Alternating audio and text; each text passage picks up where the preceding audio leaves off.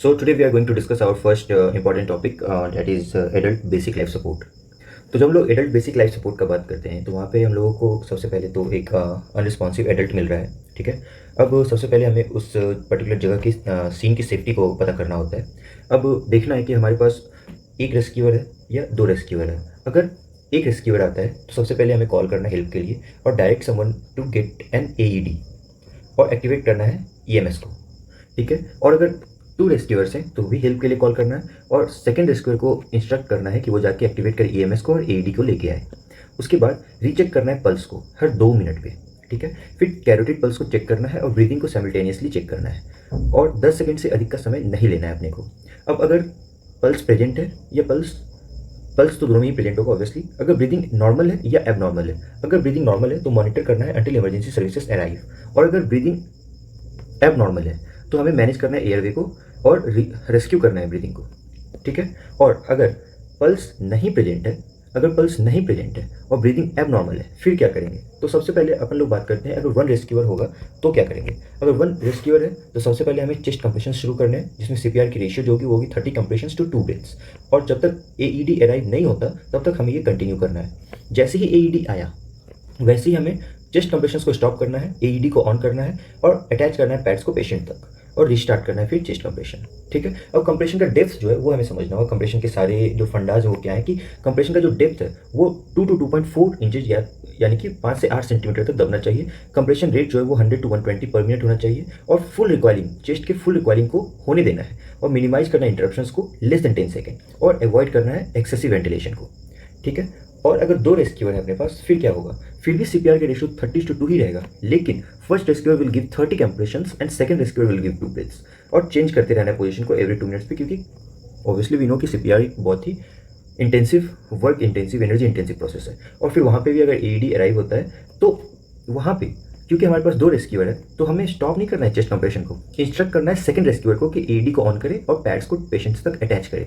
अब जब AED ready है और हर 2 मिनट पे पॉज करना है चेस्ट कंप्रेशन और चेक करना है कार्डियक रिदम और पल्स को।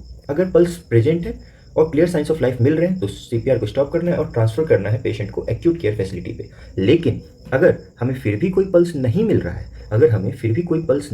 है तो शॉक को एडवाइज भी कर सकते हैं और नहीं भी एडवाइज कर सकते हैं। अब अगर no shock is advised then non shockable rhythm that is PA और एसिस्टोल है। और अगर शॉक एडवाइज हो रहा है तो शॉकेबल रिदम देना है दैट इज VFib में या फिर वेंट्रिकुलर टैकीकार्डिया में और वहाँ पे पॉज करना है चेस्ट कंप्रेशन को और शॉक को डिलीवर करना है और फिर रीस्टार्ट करना है अपने को चेस्ट कंप्रेशन फॉर 2 मिनट्स। तो गाइस यही था हमारा adult basic life support BLS। तो फिर से रिवाइज करते हैं अपन लोग। अगर अनरिस्पॉन्सिव एडल्ट है तो अपने को देखना है कि अपने पास दो रेस्क्यूअर है या वन रेस्क्यूअर है या दो रेस्क्यूअर है। अगर एक रेस्क्यूअर है तो फिर हेल्प के लिए बुलाना है और AED को भी बोलना है कि कोई लेके आए और EMS को अपने को एक्टिवेट करना है। लेकिन अगर अपने पास दो रेस्क्यूअर है तो भी मदद के लिए बुलाना है, लेकिन सेकंड रेस्क्यूअर जाएगा एक्टिवेट करेगा EMS को और AED के लिए इंश्योर करेगा कि कोई ना कोई लेके आए। फिर हमें रीचेक करना है हर 2 मिनट पे पल्स को। अब अगर कैरोटिड पल्स और ब्रीदिंग साइमल्टेनियसली हम लोग चेक करते रहेंगे और 10 सेकंड से अधिक नहीं लेना है अपने को ये चेक करने में। अगर पल्स प्रेजेंट और ब्रीदिंग नॉर्मल है तो मॉनिटर करना है अंटिल इमरजेंसी सर्विसेज अराइव। अगर पल्स प्रेजेंट लेकिन ब्रीदिंग एबनॉर्मल है तो हमें सबसे पहले मैनेज करना है एयरवे को और बिगिन करना है rescue breathing every 5 to 6 seconds. अब जो सबसे मेन कंसर्न है अपना कि अगर पल्स भी नहीं है और ब्रीदिंग भी एबनॉर्मल है फिर क्या करेंगे?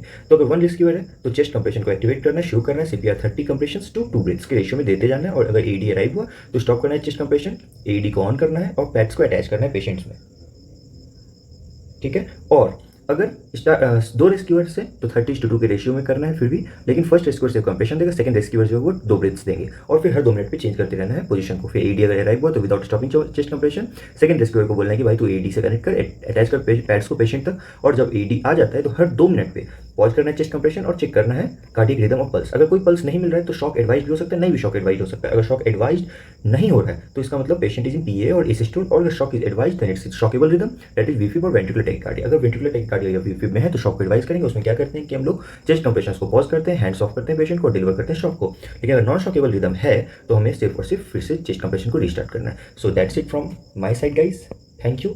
अब नेक्स्ट क्लास में हम लोग बात करेंगे एडवांस कार्डियक लाइफ सपोर्ट के लिए। तब तक के लिए take care, good bye, thank you so much for your patience.